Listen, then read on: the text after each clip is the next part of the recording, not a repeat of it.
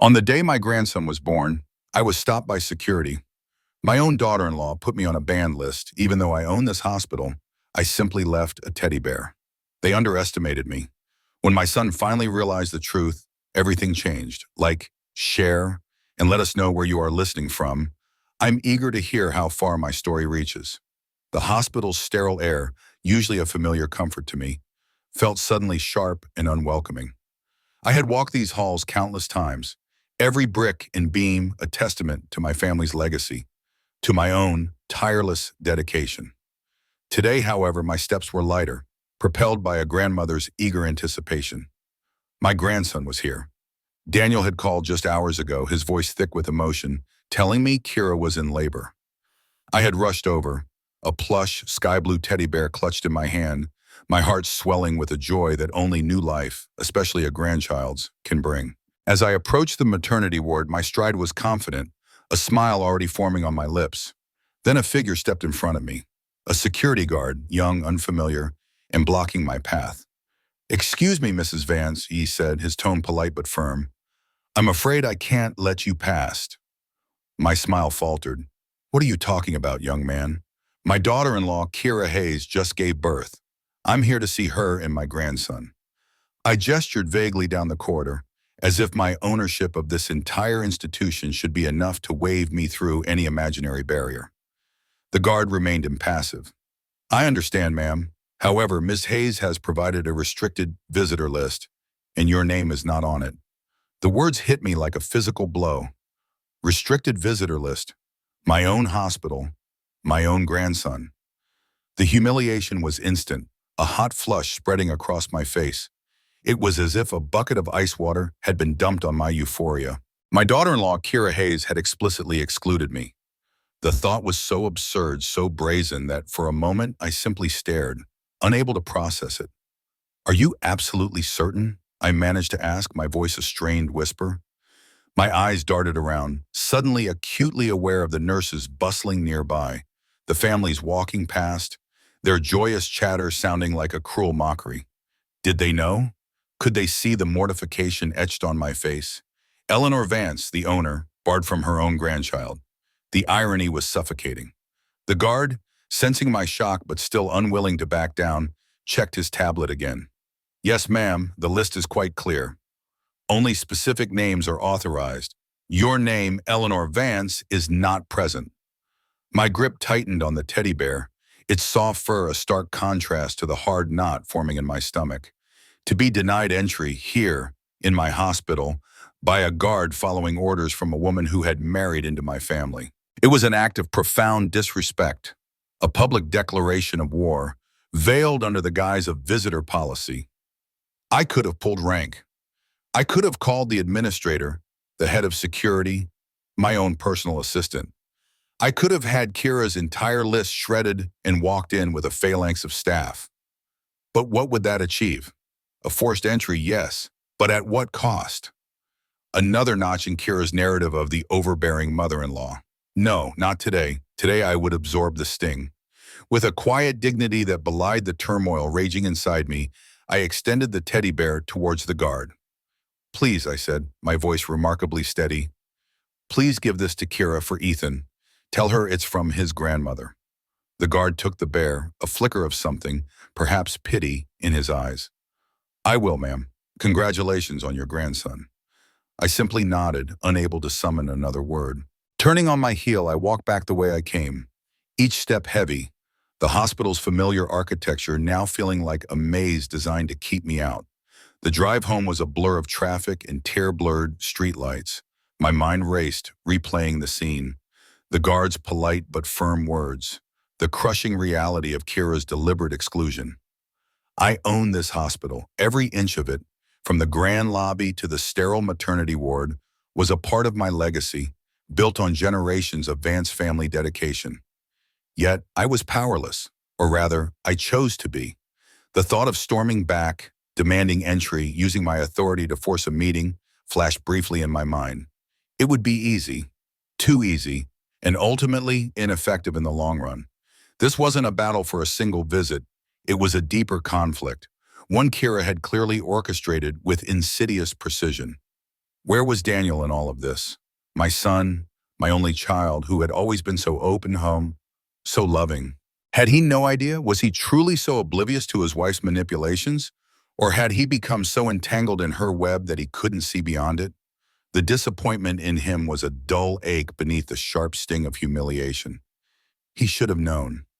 He should have ensured my name was on that list. As if on cue, my phone buzzed. It was Daniel, a text message. "He's here, Mom. 8 bells, 2 us. We named him Ethan. Kira is doing great. So tired, but so happy." The text was a superficial balm, but it offered no comfort. There was no apology for the hospital incident, no explanation, no invitation to visit, just a generic announcement, as if I were a distant acquaintance. It confirmed my darkest suspicion. This wasn't an oversight. This was intentional. Kira's handiwork.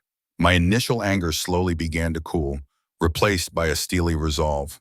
I would not allow myself to be drawn into a public spectacle, nor would I give Kira the satisfaction of a dramatic confrontation. This required a different approach, a strategic one. I was Eleanor Vance, not some helpless bystand. I had built an empire from the ground up. I knew how to play the long game. That evening, the silence of my large, empty house pressed in on me. I wandered into my study, my gaze falling on a framed photograph on my desk. It was an old picture, taken years ago, before Kira.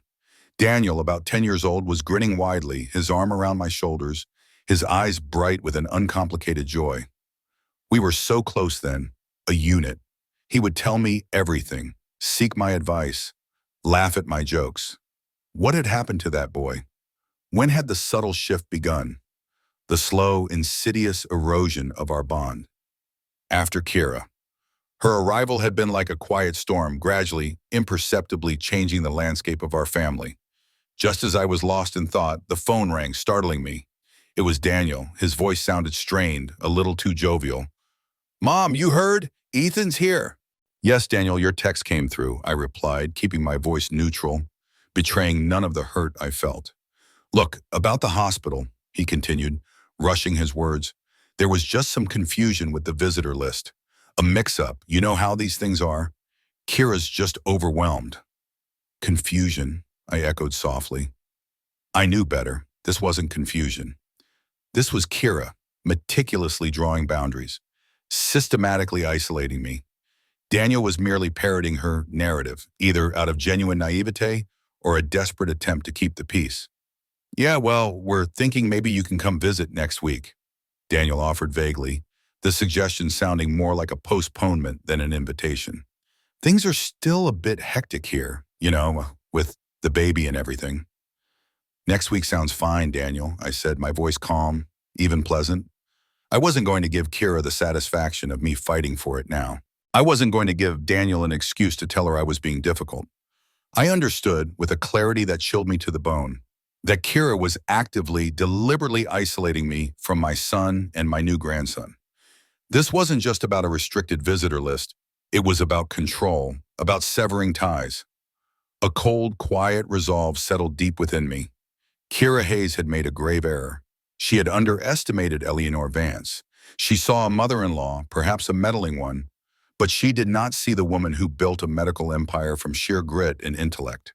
She had played her hand, and it was a bold, aggressive move. But the game had just begun. I would not wage a war of open hostility, not yet. Instead, I would begin to make subtle changes, adjustments that would ripple through their lives, slowly, inevitably. Kira thought she had drawn the line. I was about to show her that I was the one who decided where the lines truly lay. The morning sun, usually a welcome guest, felt harsh as it streamed through my bedroom window. I lay awake, the memory of yesterday's humiliation at the hospital still a raw wound. But with the cold light of dawn came something else. Clarity.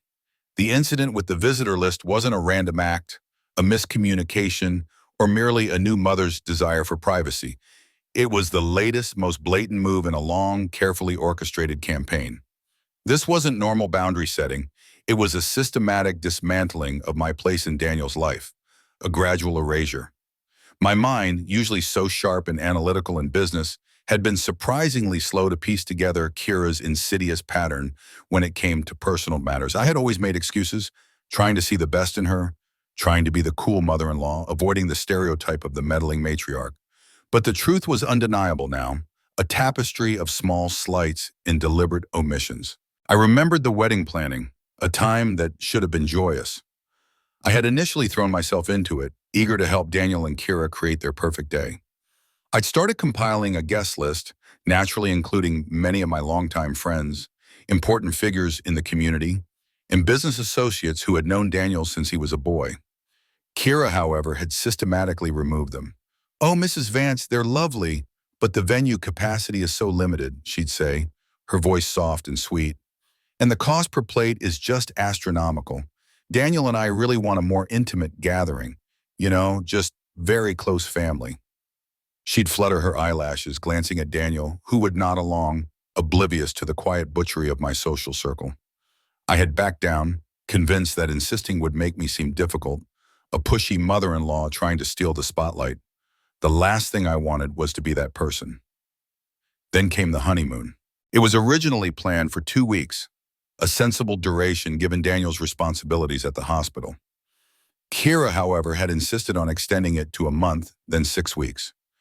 "Daniel needs a proper break, darling," she told me over the phone, her voice dripping with concern. "He's been working so hard. We just want to truly unwind." As a result, Daniel missed crucial business meetings, left important projects on hold, and canceled several long-standing family dinners we had planned. I had worried about the impact on his professional reputation, but again, I kept my concerns to myself, not wanting to be seen as stifling his marital bliss. It never occurred to me then that Kira was deliberately isolating him, making him dependent on her and less connected to his other obligations. Over time, Daniel became distant, not overtly so, but in subtle ways. Every conversation about future plans, every invitation, every decision was met with, "Let me check with Kira," or "I'll have to ask Kira." It was as if his autonomy had slowly been replaced by a joint decision-making unit, with Kira as the primary decision maker. I would call, hoping to speak to him directly about a business matter or simply to catch up, only to hear her voice. "He's busy. He's in a meeting. He's sleeping." She was a gatekeeper, and my access to my own son began to dwindle.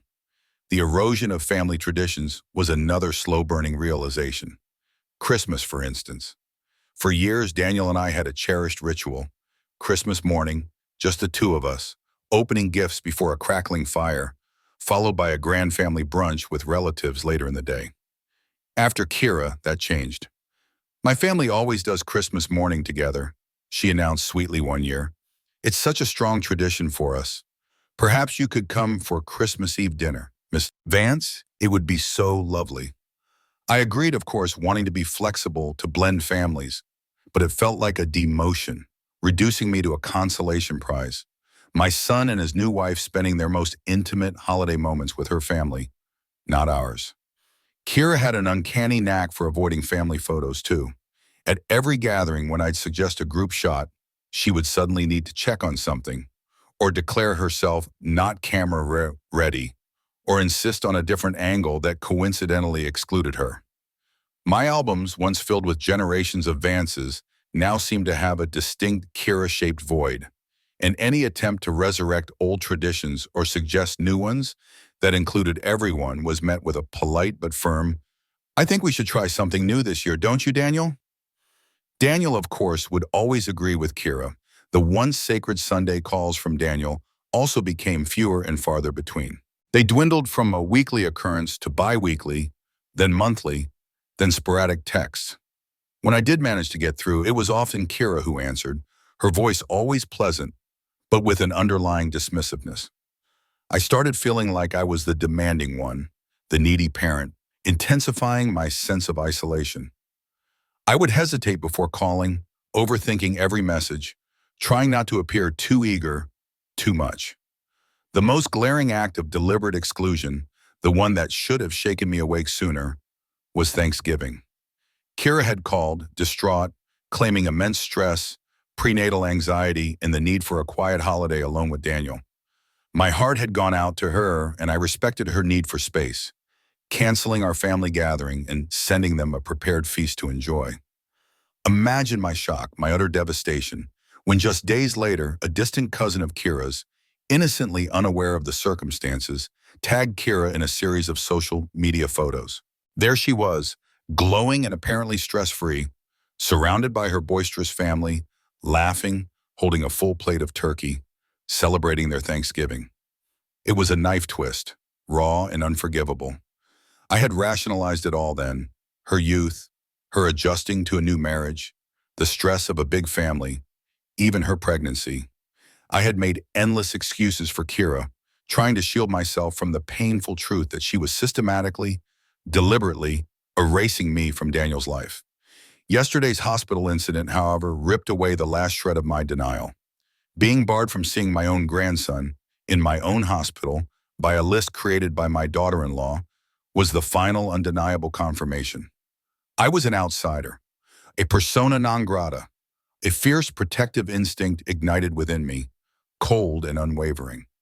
This was more than just personal hurt. It was an attack on my family, on my legacy. My late husband, Arthur, a man of profound integrity and unwavering loyalty, would never have tolerated such calculated manipulation. He would have seen through Kira immediately, protected Daniel, and safeguarded our family's traditions and relationships. It was a betrayal not just to me, but to his memory, to everything we had built. My resolve hardened. Kira had underestimated me, and now she would learn the true cost of that oversight. The cold resolve that had settled upon me the previous night was, by morning, a steel-hard determination. I would not allow Kira to further alienate Daniel, to systematically dismantle the bond I shared with my son, and now my grandson. This wasn't just about reclaiming my place. It was about protecting Daniel, about fighting for his heart and ensuring the legacy of the Vance family remained whole. I opened my laptop, its screen a bright portal to the network I had meticulously built over decades. My fingers, usually poised to manage hospital budgets and philanthropic endeavors, now tapped out a different kind of list, a list of contacts who could help me unravel the enigma that was Kira Hayes. My first call was to Vivian Sterling, my oldest friend. Vivian had been the astute and unflappable head of human resources for Vance Medical for 20 years before her retirement. She possessed an unparalleled network and an uncanny ability to unearth truths others preferred to keep buried.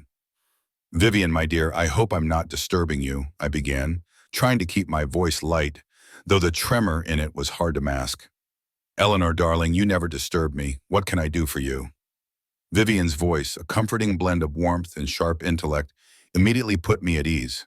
She knew me too well, could hear the unspoken in my tone. "I need a favor, a discreet one," I explained.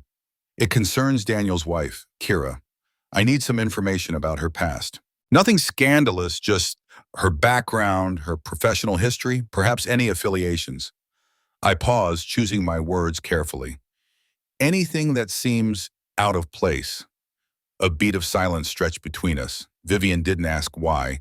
She simply said, "I understand, Eleanor. This isn't just curiosity, is it? You sound distressed." "Let's just say I have a growing number of questions that need answers," I admitted, "and I trust you implicitly." "Consider it done," Vivian replied without hesitation. "It might take a day or two to make the right calls, but I'll reach out within 48 hours. Is there anything specific you are looking for?" "Anything that defines who Kira Hayes truly is, beyond the veneer she presents," I said, my voice hardening slightly. "I need to know what kind of person she really is." "I hear you, Eleanor. We'll find out," Vivian assured me, and I felt a small flicker of hope ignite. Next, I dialed Dr. Olivia Reed, my personal physician for over 2 decades. Olivia was not only a brilliant medical professional, but also a woman of immense discretion, well-connected within the medical community. Kira had often cited various vague health issues as reasons for canceling plans, needing rest, or avoiding social obligations. It was a common refrain she used to manipulate situations. "Olivia, a quick question for you," I said, getting straight to the point after exchanging pleasantries. "I'm curious if you've heard anything through the grapevine about Kira Hayes, Daniel's wife, from a medical standpoint.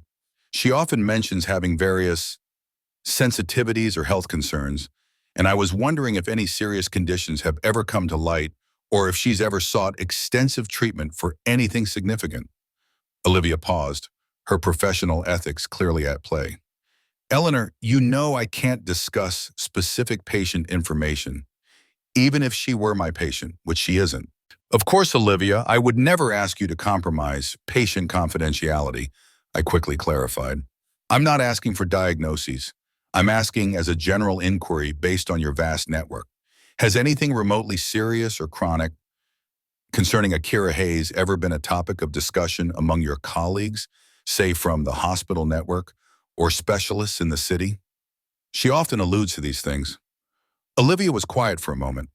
Eleanor, speaking generally and entirely hypothetically, if someone were to have significant ongoing medical issues that required extensive treatment within our medical community, it's highly likely I would have heard whispers, at least in a general sense, given my position.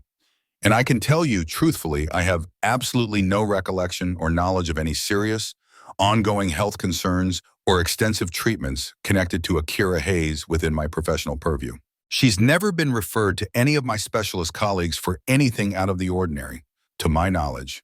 If anything, her general health records, if they existed within our system, would likely indicate nothing beyond routine care. Her words were confirmation. Kira's health issues were a convenient fabrication, another tool in her arsenal of manipulation. The knot in my stomach tightened. My next call was to Mr. Wallace, a private investigator whose name had been discreetly passed to me years ago by a former legal counsel. He specialized in delicate, high-stakes family matters for the city's elite. I had never needed his services before, but now his expertise felt essential. Mr. Wallace, Eleanor Vance here, I stated directly once he answered. I require your services for a comprehensive background check on an individual, discreetly and with the utmost confidentiality. Mrs. Vance, in honor.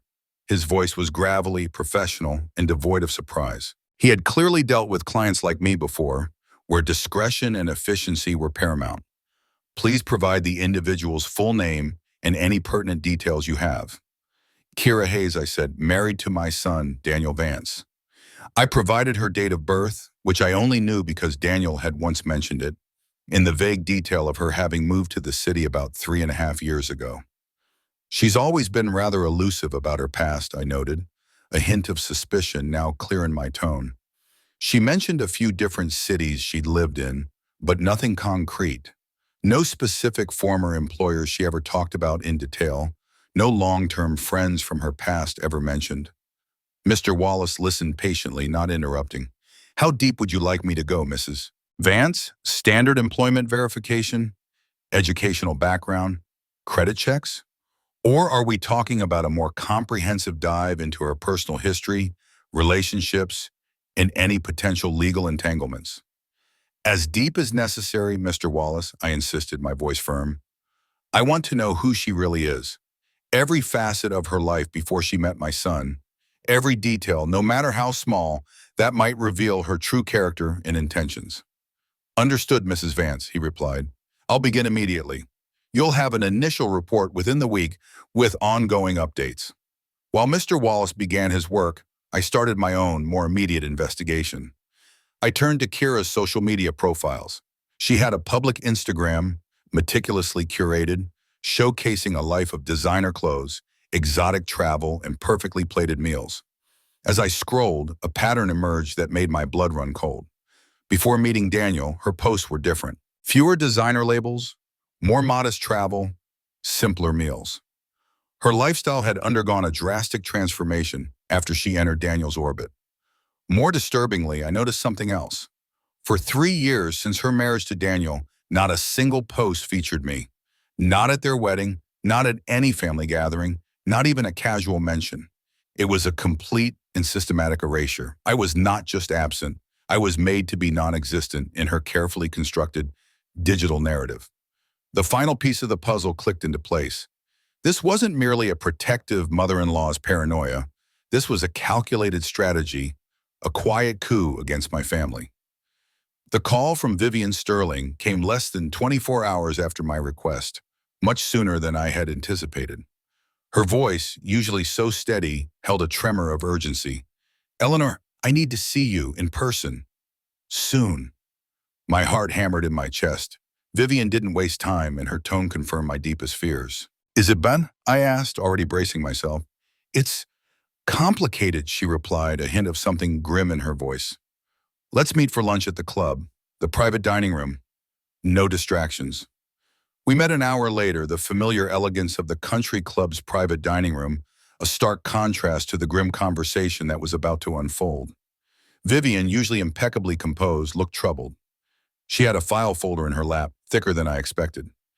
"Thank you for coming so quickly, Vivian," I said, my voice barely above a whisper. "What did you find?" She took a deep breath, her gaze meeting mine, full of a mixture of sympathy and concern. "Eleanor, Kira's maiden name is Rodriguez. Kira Rodriguez. Her background is not what she's presented." She opened the folder, pulling out several documents. Her employment history before she met Daniel consists of a string of short-term retail jobs: boutique sales assistant, department store associate, that sort of thing. Nothing suggesting a career path, let alone the marketing aspirations she often spoke of. That wasn't surprising, perhaps, but what came next hit harder. She also claimed to have a marketing degree from State University, didn't she? "Graduated with honors," I recall her telling Daniel. Vivian's lips thinned. There's no record of her ever graduating. She attended for a couple of years, then dropped out. No degree. My mind flashed back to Daniel proudly telling me about Kira's intelligence, her ambition, her impressive degree. He had been so proud. The lie felt like a direct assault on his trust. "And her family," Vivian continued, her voice softer now, almost apologetic. "Her parents lived quite modestly in a small town outside the city. A humble home, not the comfortable, established background," she implied to Daniel. "Nothing wrong with that, of course, but it's another clear discrepancy." I nodded, the pieces of Kira's carefully constructed facade beginning to crumble before my eyes. But the worst was yet to come. "Here's where it gets truly concerning, Eleanor," Vivian said, leaning forward, her voice dropping to a near whisper. "I spoke with a few of her former retail employers, discreetly, through my network. There was a noticeable pattern. Kira seemed to gravitate towards older, wealthier female customers. Not just in a sales capacity, but she'd often try to cultivate a personal relationship." My breath caught in my throat. "What do you mean, to cultivate a personal relationship?" "She'd go above and beyond, offering personal shopping advice, remembering birthdays, sometimes even offering to run errands," Vivian explained, her expression grave. It raised a few eyebrows. "There was one particularly troubling incident at Nordstrom. A complaint was filed. An elderly woman, a regular, accused Kira of somehow gaining access to her personal contact information, address, phone number, and then trying to befriend her, ostensibly to help her with more shopping. But it felt intrusive. The woman felt taken advantage of. Kira resigned shortly after that." The word reconnoitering echoed in my mind. Reconnoitering. My blood ran cold as I remembered Kira's seemingly innocent questions about the Vance family finances. "Daniel, darling, what are your mother's plans for the hospital when she retires? Who are her beneficiaries? Is she close to the end of her estate planning?" She had always framed it as a concerned wife, wanting to ensure Daniel's future, but now it clicked into place. She wasn't just curious, she was mapping out the landscape of my family's wealth, seeking vulnerabilities. Vivian shuffled through the papers in her folder, then pulled out a single sheet. "This is the most disturbing part, Eleanor. While looking into Kira's movements just before she met Daniel, I stumbled upon a curious detail. About 4 months before she met Daniel, there was an elderly woman named Mrs. Albright. She lived alone, no immediate family, a very wealthy widow. Kira, or a young woman fitting her exact description, became very close to Mrs. Albright in the last few months of her life. Apparently, she was her constant companion, running errands, keeping her company. My eyes widened, a sickening premonition twisting in my gut. And Mrs. Albright? She passed away, Vivian said softly. Natural causes. But here's the thing. Just a few weeks before her death, Mrs. Albright, who had previously designated her entire estate to several well-known charities, suddenly changed her will.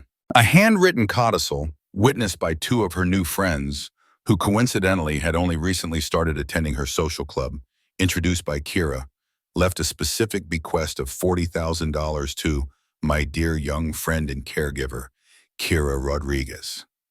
The air left my lungs in a whoosh. $40,000, months before she met Daniel. The pieces of the puzzle weren't just fitting, they were snapping into a horrifyingly clear picture. The sudden upgrade in Kira's lifestyle I had seen on social media, the designer clothes, the more expensive outings, the subtle but distinct shift from a modest existence to one that could convincingly attract someone from Daniel's world. It all made sense. The stolen inheritance from a lonely old woman. It was her investment, her seed money to climb the social ladder, to target a man like Daniel Vance. "Eleanor," Vivian said, her voice grave, her eyes fixed on mine. "This isn't just about a young woman looking for a wealthy husband. This is far more calculated.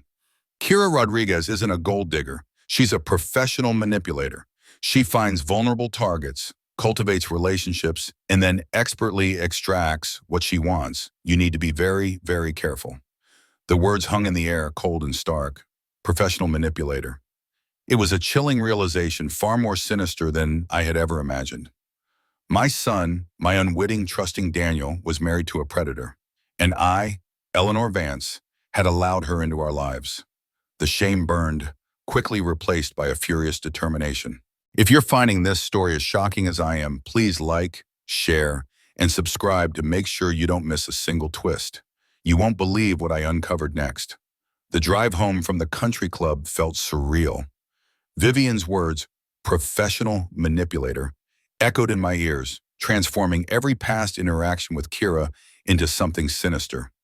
It wasn't just about the money from Mrs. Albright. It was about the meticulous, almost surgical precision with which Kira had infiltrated our lives. She hadn't just stumbled upon Daniel, she had strategically selected him, a man of privilege and influence, but also, crucially, a man whose kindness bordered on naivete and whose aversion to conflict made him an easy target. The isolation campaign against me wasn't merely to make me feel unwelcome. It was to gain complete control over Daniel, to sever his ties to anyone who might expose her.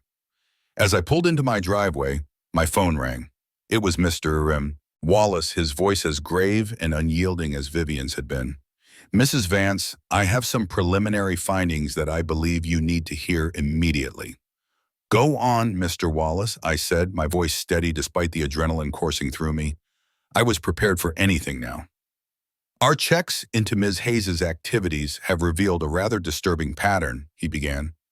"Over the past few months, even before the birth of the baby, Kira Hayes has been making a series of inquiries with several prominent estate planning attorneys in the city. Not just one, but a few, almost as if she were shopping for advice." My blood ran cold. "Estate planning attorneys? What kind of inquiries?" "Very specific ones, Mrs. Vance," Mr. Wallace replied.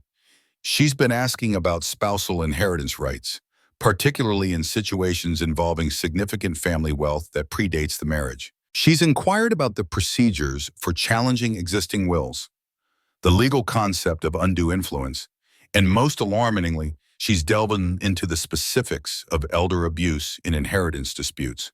The air in my car suddenly felt thin, suffocating. Elder abuse, challenging wills, undue influence. It was all a prelude to targeting me. My very existence, my carefully built legacy, was her next mark. She's particularly focused on scenarios where elderly parents might be deemed incompetent or mentally incapacitated for the purposes of modifying their estate plans, Mr. Wallace continued, oblivious to the terror he was instilling in me. She's exploring avenues to gain power of attorney and to challenge existing wills, all while the parent in question is still alive. A cold sweat broke out on my forehead. Kira wasn't waiting for me to die. She was actively plotting to seize control of my assets while I was still drawing breath, to have me declared unfit, to effectively make me disappear from my own financial life.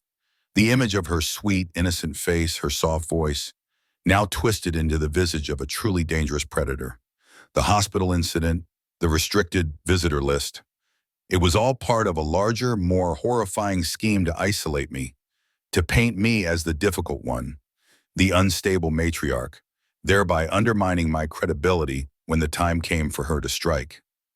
"Mr. Wallace," I managed to say, my voice tight with a newfound urgency, "I need you to document every single meeting, every question she has asked, every piece of advice she has sought. I want a meticulous record of all of this." "Understood, Mrs. Vance. It's already underway," he confirmed. Then after a slight pause, he asked, "Mrs. Vance, do you feel you might be in any physical danger from Ms. Hayes?" I considered his question. Physical danger? No, not directly. Kira was too subtle, too clever for brute force. "I don't think so, Mr. Walla," I replied, the words carefully chosen. "But I think my autonomy might be. My financial autonomy, my control over my own life and legacy, certainly appears to be." "That's often more insidious and harder to fight, Mrs. Vance," he warned. "She won't react well to being exposed. You need to be exceedingly careful who you trust. People who operate like this often have a way of turning situations around, making the victim appear to be the aggressor." His words resonated deeply. Kira had already done that with Daniel, making me seem like the overly critical mother-in-law, the one to be avoided. I thanked Mr. Wallace, assuring him I would maintain complete discretion. As I sat in my silent living room, the full scope of Kira's plan unfolded before me like a grotesque roadmap. Her surgical infiltration of my family's legacy was breathtaking in its audacity. She had exploited my desire to be a supportive mother-in-law, my avoidance of conflict, and Daniel's inherent good nature and blind trust. She had played on every strength I had, twisting them into weaknesses. But she had made a crucial miscalculation. She had assumed I was merely an elderly mark, a wealthy woman ripe for the picking, easily dismissed and manipulated. She hadn't accounted for the Eleanor Vance, who had built Vance Medical from a struggling regional clinic into a sprawling, state-of-the-art healthcare system. She hadn't accounted for the matriarch who had navigated treacherous corporate waters, outmaneuvered countless rivals, and always emerged victorious. The time for defense was over. It was time to move to offense. The war, as Vivian had called it, was officially on.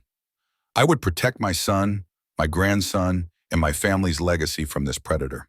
My resolve firm, I picked up the phone again. My attorney, David Stone, a man whose shrewd legal mind was as sharp as his tailored suits, answered on the second ring. "David, it's Eleanor. I need to schedule an immediate meeting. I need to make some significant changes to my estate planning, and I need it done yesterday." The meeting with David Stone was lengthy and intense. I laid out all my concerns, carefully choosing my words to avoid sounding accusatory or emotional. "David," I began, my voice calm and measured, "I have reason to believe that Daniel, and by extension our family's assets, may be vulnerable to potential undue influence. I need to ensure that the Vance legacy, and particularly Daniel's future, is protected from any unforeseen circumstances or manipulations." David, ever the professional, listened intently, his expression unreadable. I shared my newfound information about Kira's past, her inquiries into estate law, and the disturbing pattern Vivian and Mr. Wallace had uncovered. He grasped the gravity of the situation immediately. "Understood, Eleanor. We'll fortify your estate plan, making it ironclad. Our first order of business was to establish a robust trust for my grandson, Ethan. This trust was meticulously structured to ensure that the principal remained untouchable, managed by an independent, professional trustee until Ethan reached the age of 30.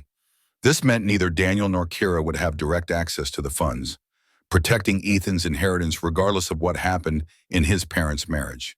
It would provide for his education and future without becoming a target for Kira's schemes. Next, we addressed Daniel's inheritance. We revised his portion to be held in a similar protective trust. It would provide him with a substantial, regular income, allowing him to maintain his lifestyle and professional endeavors. However, the principal assets of this trust would also be shielded from direct spousal claims or community property disputes, a critical safeguard against Kira's potential future moves. David and I worked late into the evening, ensuring every clause, every contingency was watertight.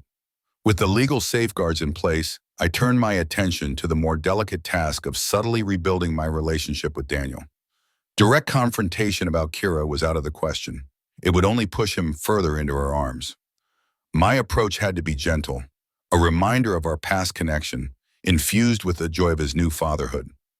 I began sending thoughtful personal gifts for Ethan, not expensive items from high-end boutiques, but meaningful pieces that carried a touch of Vance's family history. A sterling silver rattle that had belonged to Daniel as a baby, a hand-embroidered blanket passed down through generations, accompanied by small handwritten notes filled with warmth and pride. A week passed in this manner, each gift a small olive branch, a quiet reminder of love, not judgment. Then the phone rang. It was Daniel. "Mom," he said, his voice sounding genuinely warm, "thank you for the gifts. They're really special. Kira loves the blanket, and Ethan keeps trying to grab the rattle. He actually held it for a second yesterday." I smiled, a genuine smile that reached my eyes for the first time in days. He's a Vance through and through, my darling, already showing his strength. We chatted for nearly an hour, a conversation that felt reminiscent of our old, easy rapport. He described the exhaustion and exhilaration of fatherhood, the tiny triumphs of a newborn smile, the overwhelming love. It was the Daniel I knew, the Daniel I missed, slowly resurfacing from beneath Kira's influence. Towards the end of our call, his tone shifted slightly. "Kira's been struggling a bit, Mom," he confessed, a note of concern in his voice. "She's really anxious about everything. Says she feels so judged by the other new moms in her online groups, like she can't do anything right. She's barely leaving the house, and she's stopped responding to messages from some of her old friends." A quiet alarm bell went off in my mind. Kira was struggling? Or was she, in fact, isolating herself from other mothers, cutting off potential sources of information or alternative perspectives, just as she had systematically done with me, with Daniel's friends, with anyone who might challenge her narrative? The pattern was chillingly familiar. This wasn't a sign of weakness, it was a further entrenchment of her control. My next move was to position my allies. I called Michael Grant, Daniel's best friend since childhood. Michael was a no-nonsense, fiercely loyal man, and he adored Daniel. I invited him to lunch, again at the country club, but this time in a more casual setting. "Michael," I began after the usual pleasantries, "I've been worried about Daniel." Michael didn't pretend not to understand. He leaned forward, his expression serious. "Mrs. Vance, honestly, I'm glad you brought it up. He's not the same guy anymore. He always defers to Kira, even on little things. We used to have our weekly poker nights, our golf outings. Now every plan gets Kira D. Either she needs him, or she's not feeling well, or she just doesn't want to be left alone. It's like she sabotages everything he tries to do without her." "Have you noticed anything else?" I pressed carefully. "Well," Michael hesitated, "Kira, she's always hinting about expensive things, a new car, a bigger house, trips. And Daniel, he used to be so generous, always picking up the tab. Now he's a little tighter with money, almost apologetic when he spends. It's subtle, but it's there." He confirmed something else too. "And those stories about her childhood, Mrs. Vance, her wealthy parents, their summer home in the Hamptons. I mean, I love Daniel, but even I raised an eyebrow when her parents showed up at the wedding. Nice people, absolutely, but they definitely weren't stepping out of a Bentley from a Hamptons estate, if you know what I mean." It was all coming together. Daniel's friends were seeing the cracks, even if Daniel himself was blind to them. "Michael," I said, my voice low and earnest, "Daniel is in a situation he doesn't fully understand yet. He loves Kira, and he's completely devoted to Ethan, but he needs people in his life who will be there for him, truly there for him, when things get difficult." I met his gaze directly. "If Daniel ever needs support, if he ever reaches out, I need you to be there for him. No judgment, just pure, unwavering friendship. Can I count on you?" Michael's jaw tightened. "Mrs. Vance, you know Daniel's like a brother to me. Always. Whatever he needs, whenever he needs it, I'll be there. And so will you. I promise you that." His words were a comfort, a fortification in the brewing storm. I had set my legal protections, and now I was gathering my human intelligence and emotional support network. Kira might be a manipulator, but she was about to learn that she had severely underestimated the depth of my love for my son and my ability to protect my family. With my legal and personal safeguards slowly put into place, I decided to test Kira's control and simultaneously to shine a spotlight on Daniel's achievements. I made a significant, anonymous donation to the children's hospital where Daniel volunteered, a place dear to his heart. As part of the donation, I stipulated that Daniel be recognized for his years of dedicated service at their upcoming annual charity gala. The hospital's board, delighted by the substantial contribution, enthusiastically agreed to honor him. It was a perfect opportunity for Daniel to be celebrated publicly, surrounded by his peers, and perhaps for Kira to see the respect he commanded outside her immediate orbit. As expected, Kira found a way to sabotage it. Daniel called me a few days before the event, his voice apologetic. "Mom, I'm so sorry, but I don't think we'll be able to make the gala.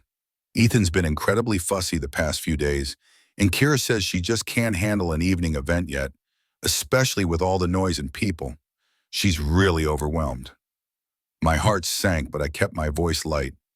"Oh, Daniel, what a shame. I was so looking forward to seeing you honored. But of course, Kira and Ethan come first. Just send them my love." It was a familiar pattern. The baby, Kira's stress, always the convenient excuse to isolate Daniel and prevent him from attending any event that didn't revolve solely around her. Later that week, a call came from Dr. Emily White, Ethan's pediatrician. Dr. White was a meticulous and compassionate physician, and I had personally ensured she was the best for my grandson.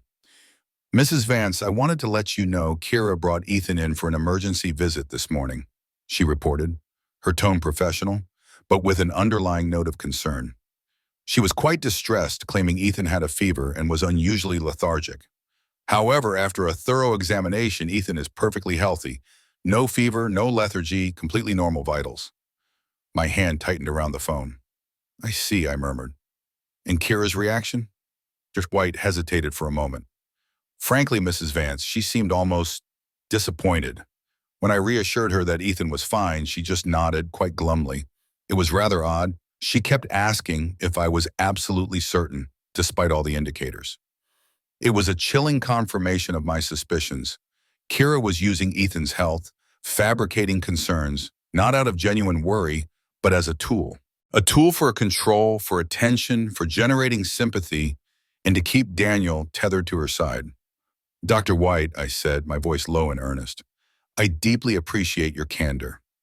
If there are ever any genuine health concerns regarding Ethan, no matter how small, please don't hesitate to inform me directly, with Kira's permission, of course. I want to be able to provide any support needed." "Of course, Mrs. Vance," Dr. White replied, her voice softening. "And if I may offer a piece of unsolicited advice, trust your instincts. A grandmother's intuition is rarely wrong." Her words resonated deeply. My instincts screamed danger, and they had been proven right at every turn. The next blow came swiftly from Mr. Wallace. His voice on the phone was grave. "Mrs. Vance, Kira Hayes is escalating her inquiries. The focus has shifted from general estate planning to increasingly specific questions about challenging mental competency determinations."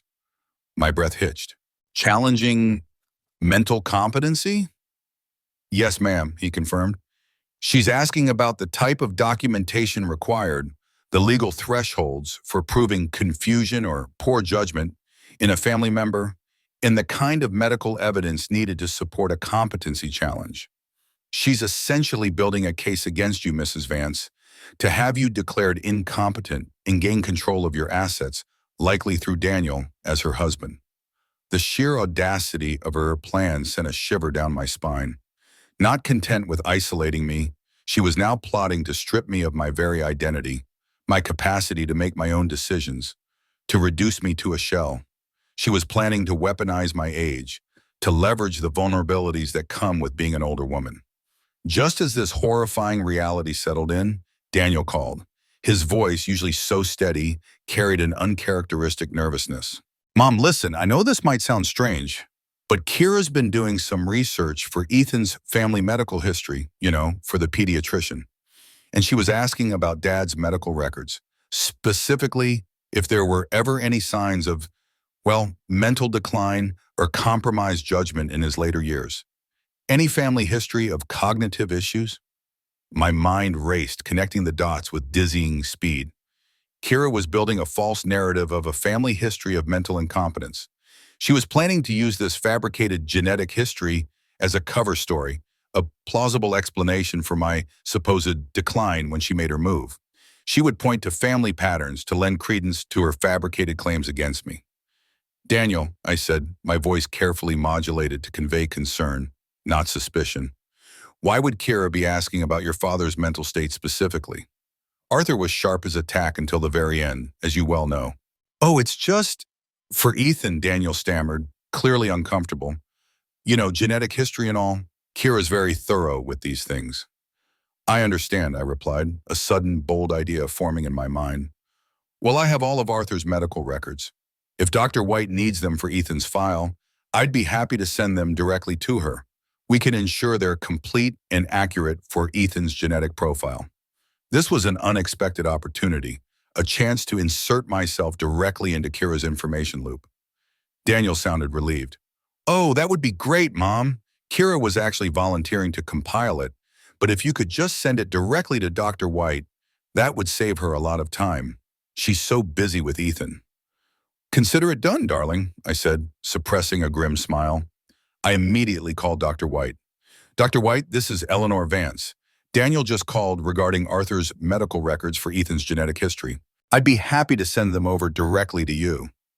Oh, Mrs. Vance, that's very kind of you, Dr. White replied, a touch of surprise in her voice. Actually, Kira had indeed mentioned compiling a comprehensive family medical history for Ethan, but I assured her it wasn't strictly necessary at this stage, as Ethan is perfectly healthy and his current medical needs are minimal. She seemed a bit disappointed when I told her that. Another lie exposed. Kira hadn't been compiling a family medical history for Ethan's health. She had been trying to access Arthur's records, looking for any shred of evidence to support her false narrative of mental decline, using Ethan as a convenient shield. The web she was weaving was becoming increasingly complex, increasingly dangerous, and now increasingly transparent to me. The family dinner was, predictably, a carefully orchestrated affair. Kira had reluctantly agreed to it after Daniel's subtle insistence, a small victory in my campaign.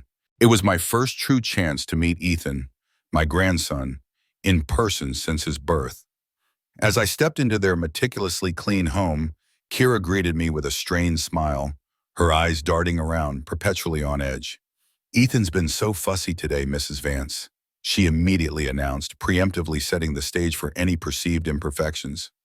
I barely got him to nap. My gaze swept the living room. All the old family photographs of me with Daniel, of Arthur and me, had been removed. In their place were new frames filled with pictures of Kira's family, strangers to me, dominating the mantelpiece and side tables. It was a blatant, calculated erasure. Daniel, when he joined us, looked utterly exhausted. His eyes were shadowed and he moved with a weary slump I'd never seen before. Over dinner, while Kira was momentarily distracted, he confided in a low voice, Kira checks on Ethan every hour during the night, sometimes more. She's terrified of SIDS, even though Dr. White assures her he's perfectly healthy, she just can't relax. It was another piece of the puzzle. Kira wasn't worried. She was orchestrating constant exhaustion for Daniel, a classic manipulation tactic to break down his resistance and ensure his dependence on her. Daniel, darling, why don't I come over a few nights a week, just to help with the night monitoring, I offered, making my voice as gentle and genuinely helpful as possible. I'm a light sleeper, and I know a thing or two about newborns. Kira, who had just returned, bristled. Oh no, Mrs. Vance, that really won't be necessary, she said, her voice tight. Too many different caregivers can be confusing for a baby, and honestly, I prefer to be the one to respond. It's a mother's instinct. To my surprise, Daniel spoke up. Actually, Mom, that's incredibly kind. Kira, maybe just 1 or 2 nights. Even a few hours of uninterrupted sleep would make a huge difference. Kira's smile vanished. For a fleeting second, a flicker of raw, undisguised anger crossed her face before she swiftly masked it. Will We'll see, she conceded, the words barely audible. It was a tiny crack in her facade, a moment where Daniel's needs momentarily outweighed her control, and she hated it. Later, as Daniel tried to feed Ethan, the baby began to fuss. Daniel, clearly tired and frustrated, struggled to get him to latch. Kira snatched the bottle from him, her voice sharp with irritation. Daniel, you don't do it right. You're making him upset. The reprimand, so public and dismissive, ignited a spark of real anger in Daniel's eyes. He recoiled, his face hardening, a flash of the old, decisive Daniel returning. Kira, I'm trying. You could at least be patient. Before the argument could escalate, I gently intervened. Here, Daniel, let me try. I took Ethan, held him close, and began to hum an old lullaby, one I used to sing to Daniel when he was a baby. Within moments, Ethan quieted, his tiny hand grasping my finger, his eyes blinking peacefully. Daniel watched me, his anger dissipating, replaced by a look of profound respect and gratitude. In that moment, the connection between us, the true family bond, was undeniable. Mom, Daniel said, his voice soft, would you mind ever babysitting? Just for a few hours so Kira and I could get out? Kira's face was a mask of forced pleasantness. We'll have to see, darling, she said through gritted teeth. My schedule is quite demanding. But the seed was planted. The next day, Daniel called, his voice once again subdued. Mom, Kira's really upset. She said you were criticizing her parenting last night and comparing her to you. She thinks you're judging her, and she needs some space. Could you just give her some space for a little while? My heart ached, but I heard the unspoken plea beneath his words. Kira was trying to reassert control, to explain away the moment of connection I'd shared with Daniel and Ethan. But the damage was done. Daniel was seeing the cracks. He was trying to reconcile the wife he loved with the woman who belittled him and pushed away his family. 2 weeks later, the phone rang, displaying Kira's name.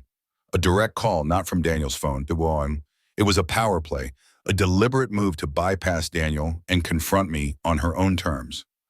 Mrs. Vance, she purred, her voice sickly sweet, I think we need to have a little lunch, just the two of us, to discuss healthy boundaries.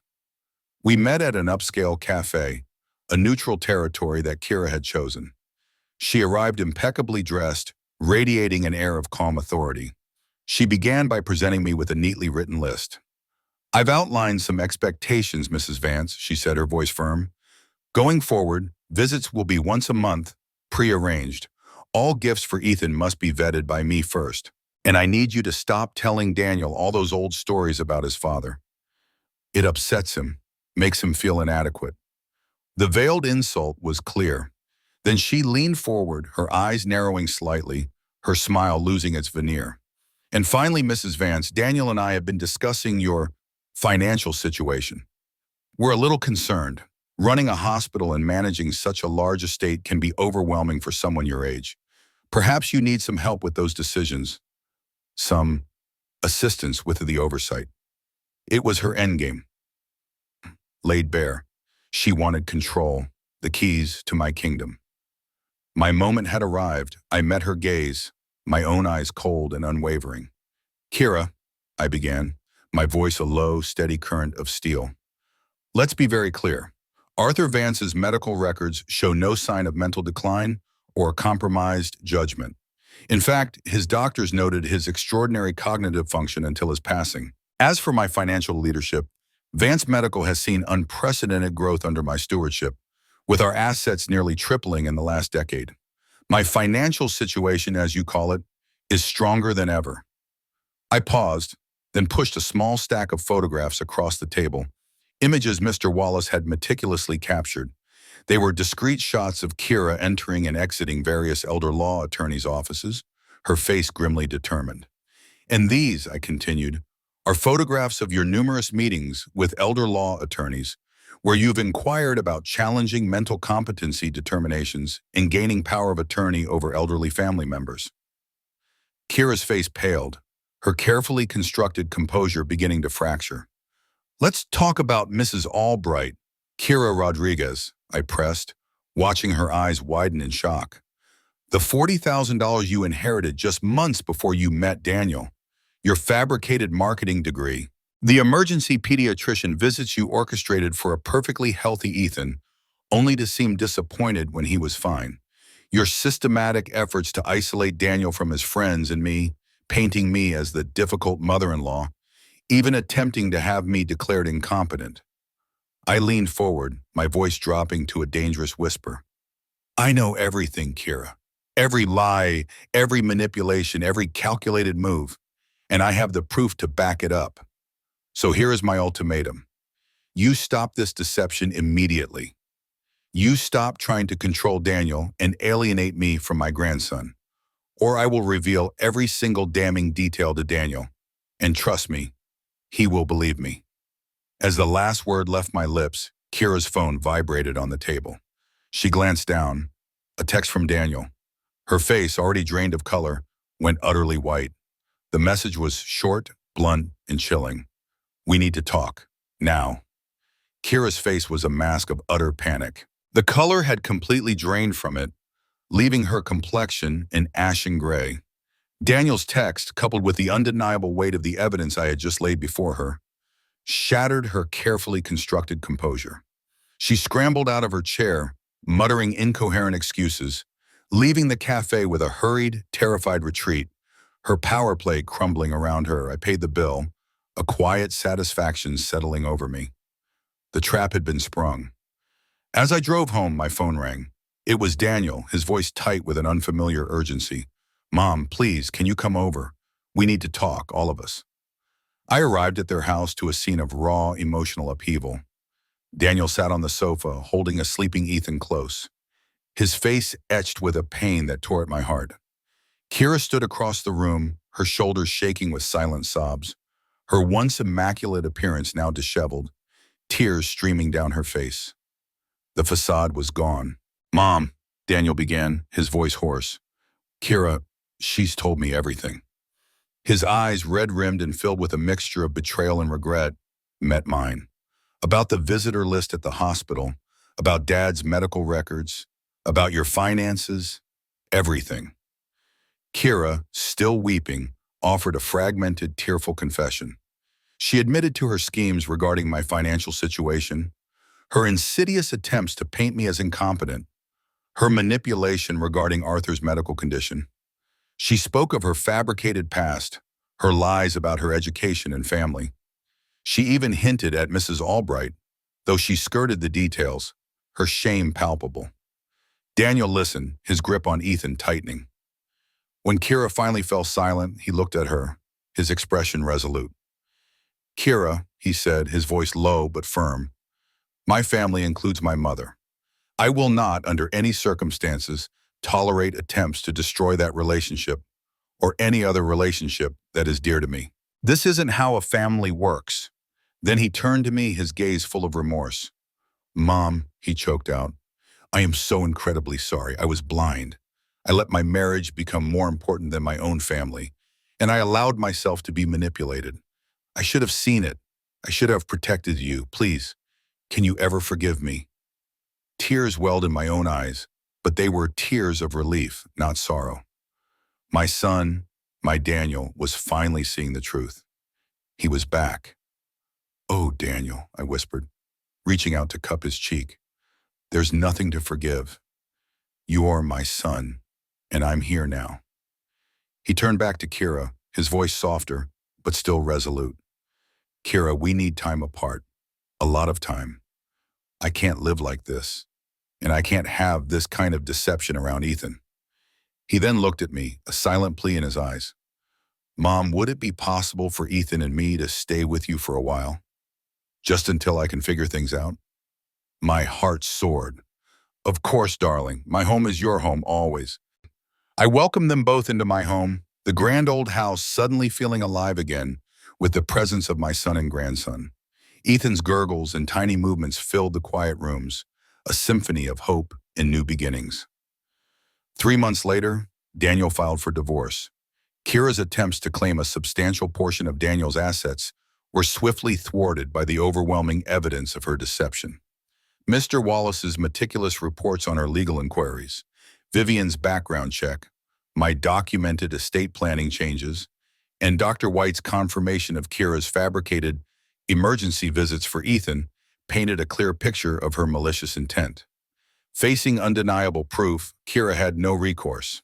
She settled for modest spousal support and minimal supervised custody, recognizing her battle was unwinnable. Life at my home transformed. Ethan thrived, his laughter echoing through the halls. One sunny afternoon in my spacious living room, surrounded by generations of Vance family photographs that I had lovingly put back on display, Ethan took his first wobbly steps. Daniel and I cheered, our hearts swelling with pride, creating a new, joyful memory in a home that now felt truly whole. Daniel and I began to establish new family traditions, simple ones, built on genuine love and trust. Sunday breakfasts, evening story times with Ethan, strolls in the garden. The void Kira had created was slowly, beautifully filled.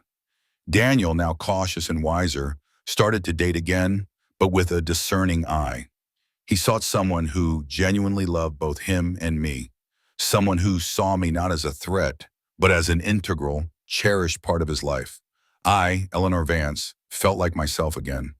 More than that, I felt stronger, more resilient. I had protected my family, my son, my grandson, and the legacy that Arthur and I had built. The quiet, insidious battle had been won. On Ethan's first birthday, a card arrived, addressed to Ethan in Kira's distinct, elegant handwriting. I picked it up, feeling a fleeting pang of something, perhaps a ghost of the sorrow I once felt. But it passed quickly. I tossed it, unopened, into the waste bin. Some lies, I realized, were simply not worth preserving. A few weeks later, as I was rocking Ethan to sleep, humming the old lullaby, his sleepy eyes fluttered open. He looked at me, a wide, gummy smile spreading across his face, and mumbled, "Nana." The sound, so pure, so full of innocent affection, confirmed it all. The fight, the pain, the strategic maneuvers, the quiet resolve, it was worth every single moment. My family was whole, and my grandson, my precious Ethan, was safe.